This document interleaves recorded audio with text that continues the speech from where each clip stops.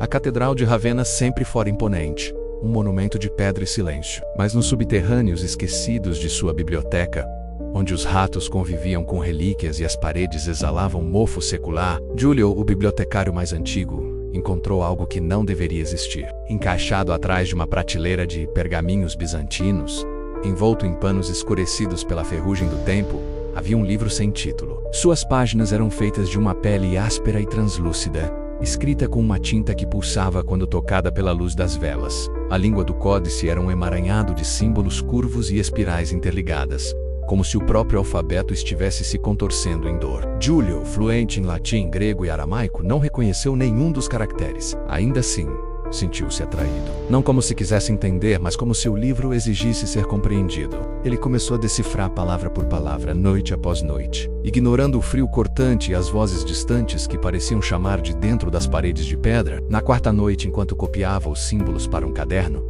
Giulio teve sua primeira visão. A vela tremulou sem vento, e a escuridão pareceu se curvar ao redor da chama. No canto da biblioteca, uma figura encapuzada surgiu sem som. Não tinha rosto, apenas um vazio onde os olhos deviam estar. Chamava-se Il Testemunho, ou talvez, aquele que vê. Ele não falou, mas Giulio entendeu.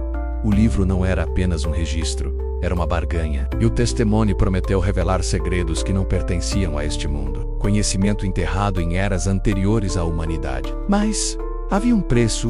Giulio deveria oferecer almas não com facas ou sangue, mas fazendo com que outros lessem o livro. Apenas um trecho. Apenas um parágrafo. Cada palavra absorvida era um selo quebrado. Cada leitor uma oferenda. Começou com curiosidade. Uma estudante de teologia, convidada a ver o livro misterioso, leu em voz alta uma linha, riu da estranheza dos símbolos, e nunca mais foi vista. Sua voz, porém, reapareceu dias depois, ecoando suavemente entre as prateleiras, como se estivesse presa entre as páginas. Giulio encontrou naquela mesma noite uma nova folha inserida no códice, escrita com perfeição, com a caligrafia da garota. A cada desaparecimento, o livro crescia, e não apenas em conteúdo. Estava ficando mais pesado, mais quente, ao toque. Giulio começou a ouvir sussurros mesmo quando não estava lendo, chamados doces e cruéis ao mesmo tempo. Certa manhã encontrou símbolos do códice rabiscados nas paredes do banheiro da catedral, traços feitos com algo que não era tinta.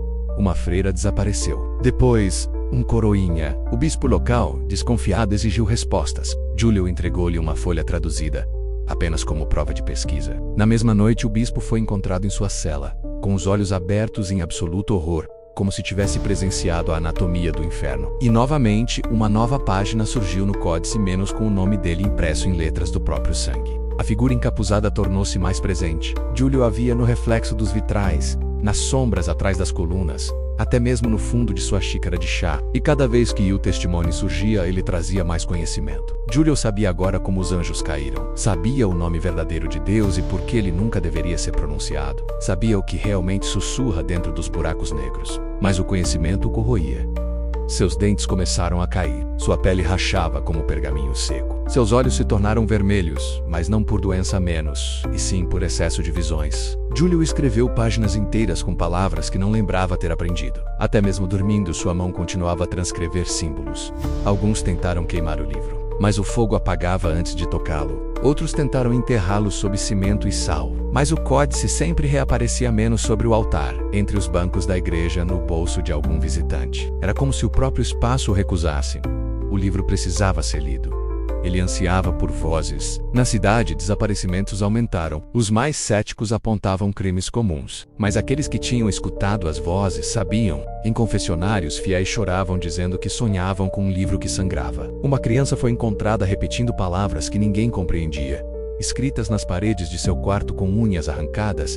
Giulio tentou parar. Trancou o códice numa caixa de ferro, envolveu com correntes, jogou no poço antigo da catedral. Por 2 semanas o silêncio reinou, mas na terceira madrugada, ouviu batidas secas sob o assoalho de sua biblioteca. Quando chegou, a caixa estava ali menos aberta, e sobre a mesa, uma nova página o aguardava.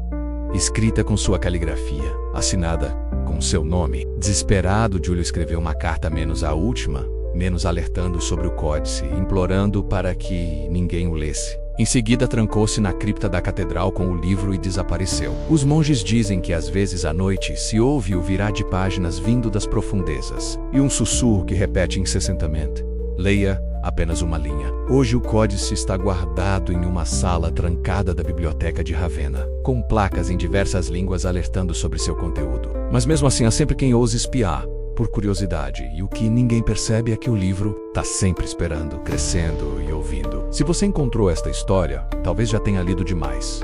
Talvez seu nome já esteja sendo escrito. Talvez o testemunho esteja neste exato momento à sua esquerda, lendo com você.